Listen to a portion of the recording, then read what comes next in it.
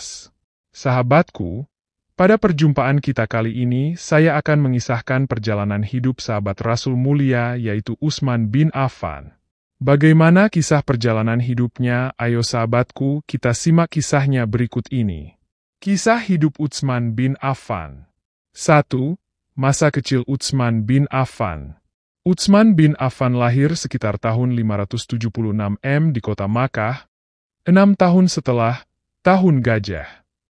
Ia berasal dari suku Quraisy, dari klan Umayyah, salah satu klan yang sangat berpengaruh di Makkah. Ayahnya, Affan bin Abi Al-Kesh, adalah seorang pedagang kaya, dan ibunya, Arwa binti Quraisy, berasal dari keluarga terpandang. Sejak kecil, Utsman dikenal sebagai anak yang cerdas, tenang, dan jujur. Ia mendapatkan pendidikan yang baik, termasuk belajar membaca dan menulis, yang merupakan keahlian langka di kalangan masyarakat Arab kala itu. 2. Masa remaja Utsman. Ketika Utsman beranjak dewasa, ia mengikuti jejak ayahnya dalam berdagang. Sebagai seorang pedagang, Utsman sering bepergian ke negeri-negeri jauh, termasuk Suriah, di mana ia berinteraksi dengan berbagai kebudayaan dan kelompok masyarakat. Dalam perjalanan-perjalanan bisnis ini, Utsman semakin dikenal sebagai seorang yang sangat jujur dan dipercaya oleh banyak orang. Kekayaan dan sifat dermawannya mulai tampak sejak muda, karena ia sering menggunakan hartanya untuk membantu orang-orang yang membutuhkan. 3. Masa dewasa Utsman. Setelah mencapai usia dewasa, Utsman menjadi salah satu pengusaha paling sukses di Makkah. Ketenangan dan keluhuran budi pekerti Utsman membuatnya dihormati di kalangan masyarakat Quraisy. Ia dikenal sebagai orang yang memiliki hati lembut, pemalu, namun tegas dalam menjalankan amanah. Meskipun berasal dari klan Umayyah yang memiliki hubungan erat dengan klan Abu Sufyan, yang menentang Rasulullah, Utsman tetap dikenal memiliki sikap yang berbeda, terutama dalam mencari kebenaran. 4. Utsman masuk Islam. Ketika Utsman berusia sekitar 34 tahun, ia mendengar dakwah Islam dari Abu Bakar As-Siddiq, sahabat dekat Rasulullah Shallallahu Alaihi Wasallam. Abu Bakar menceritakan kepada Utsman tentang ajaran Islam dan kenabian Muhammad Shallallahu Alaihi Wasallam. Utsman merasa tersentuh oleh ajaran Islam yang menekankan tauhid, keesaan Tuhan, dan moralitas yang tinggi. Tanpa ragu, Utsman segera menemui Rasulullah dan mengucapkan syahadat, menjadi salah satu dari orang-orang yang pertama memeluk Islam, termasuk dalam golongan As-Sabiqun Al-Awwalun. Masuknya Utsman ke dalam Islam mendatangkan banyak tantangan dari keluarganya, terutama dari klan Umayyah. Meskipun begitu, Utsman tetap teguh dalam keimanannya. Ketenangannya dalam menghadapi tekanan dari keluarganya dan orang-orang Quraisy menjadi contoh ketabahan dalam beriman.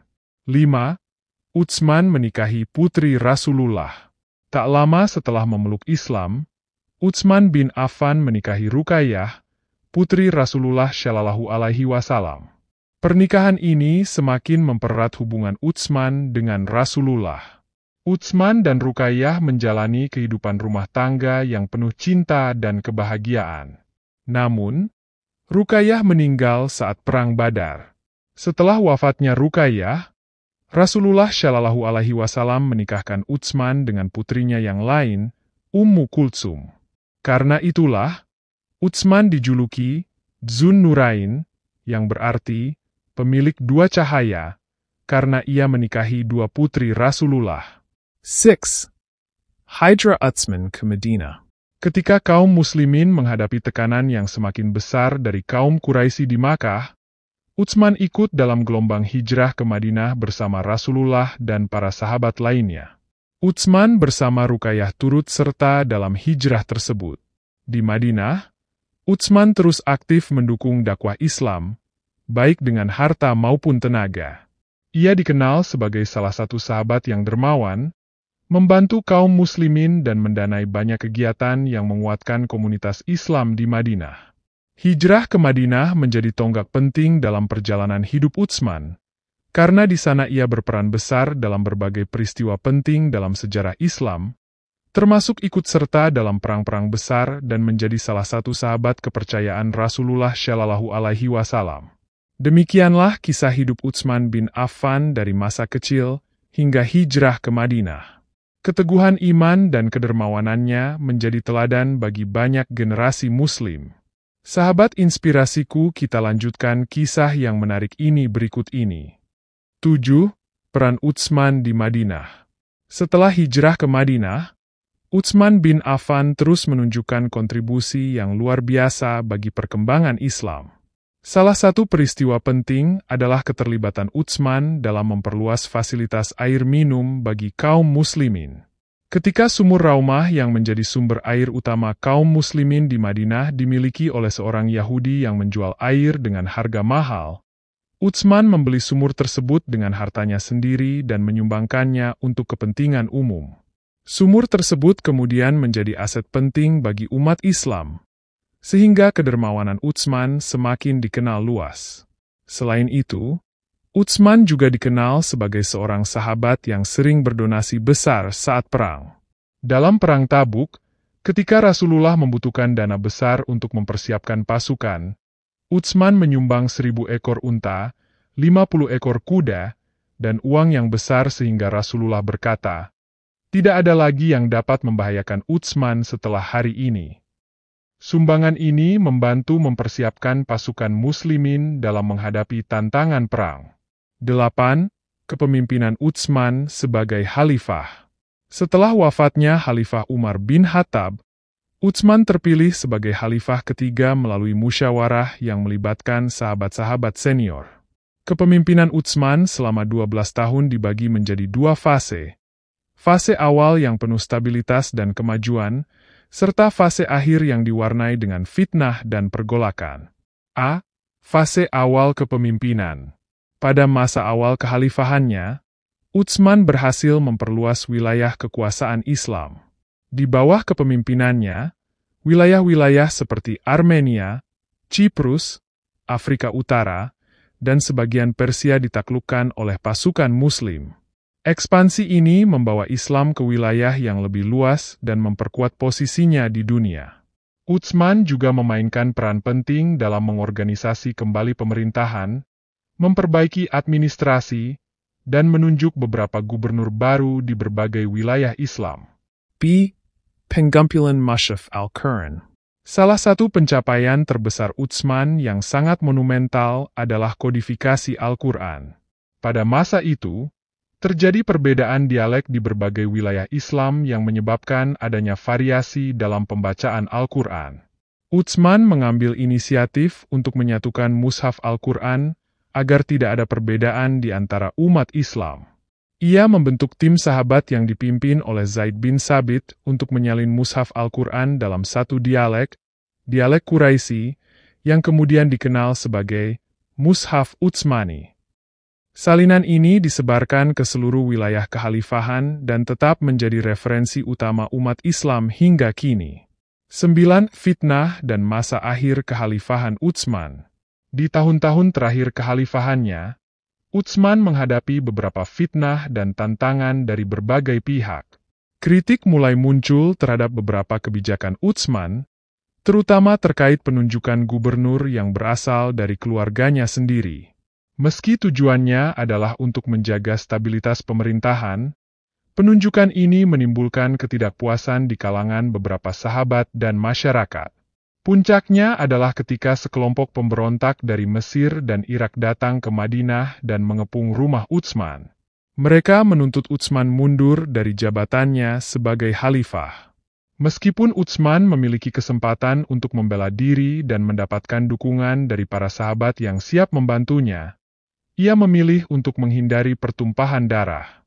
Utsman menolak menggunakan kekerasan dan memerintahkan sahabat-sahabatnya untuk tidak melawan para pemberontak. 10. Wafatnya Utsman.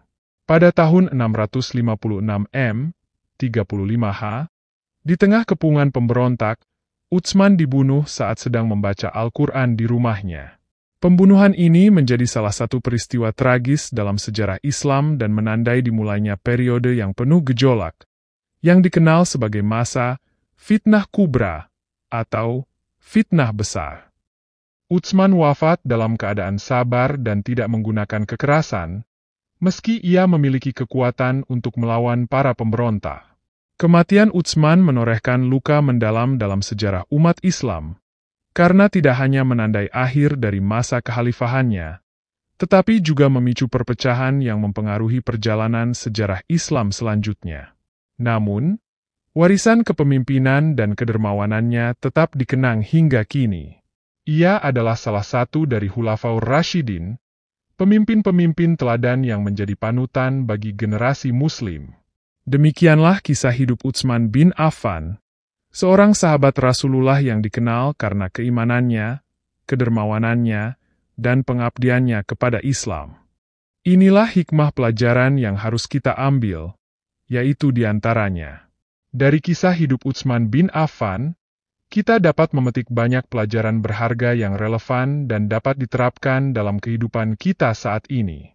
Beberapa hikmah yang dapat kita ambil antara lain. 1. Kedermawanan. Utsman dikenal sebagai sahabat yang sangat dermawan. Kedermawanannya terlihat jelas saat ia menyumbangkan hartanya untuk kepentingan umat, seperti membeli sumur raumah dan membantu persiapan perang. Pelajaran dari sini adalah pentingnya berbagi dan peduli terhadap sesama, terutama dalam membantu kebutuhan umat. Kita dapat menerapkan sifat dermawan ini dengan cara berkontribusi kepada masyarakat, menyumbang untuk kegiatan sosial, dan mendukung inisiatif yang bermanfaat bagi banyak orang.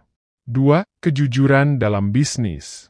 Sebagai pedagang sukses, Utsman menjalankan usahanya dengan penuh kejujuran dan integritas. Dalam kehidupan modern yang dipenuhi oleh persaingan bisnis, kejujuran tetap menjadi fondasi penting.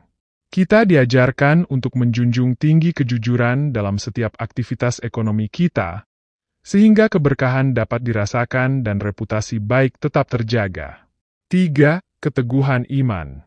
Utsman menunjukkan keteguhan iman yang luar biasa, meski mendapat banyak tekanan dari keluarganya dan orang-orang Quraisy setelah ia memeluk Islam.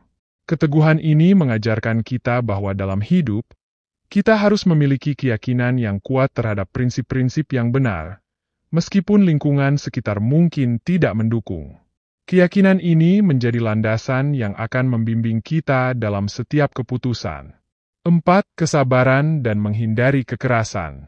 Di akhir hayatnya, Utsman menghadapi tantangan berat berupa pemberontakan, namun ia memilih untuk tidak melawan dengan kekerasan. Sikap ini mengajarkan kepada kita tentang pentingnya kesabaran dalam menghadapi ujian dan menghindari tindakan kekerasan dalam menyelesaikan konflik. Di dunia modern, kita diajarkan untuk mencari jalan damai dalam setiap perbedaan dan tantangan yang dihadapi. 5. Pemimpin yang bertanggung jawab. Sebagai khalifah, Utsman menunjukkan sikap tanggung jawab yang tinggi. Ia memprioritaskan kepentingan umat di atas kepentingan pribadi. Dari sini, kita belajar bahwa seorang pemimpin harus memimpin dengan integritas, mengutamakan kepentingan orang banyak, dan bersikap adil. Dalam konteks kehidupan sehari-hari, baik di tempat kerja, organisasi, maupun keluarga, kita juga dapat menerapkan prinsip ini dengan menjadi pemimpin yang bijaksana dan bertanggung jawab. 6. Pentingnya persatuan. Salah satu tindakan penting yang dilakukan Utsman adalah menyatukan mushaf Al-Quran, yang mencegah perpecahan di antara umat Islam terkait bacaan Al-Quran. Ini mengajarkan kepada kita pentingnya persatuan dan kesatuan di dalam komunitas, organisasi, dan bangsa. Meskipun ada perbedaan, kita harus berusaha untuk mencari titik temu dan menjaga persatuan demi kebaikan bersama.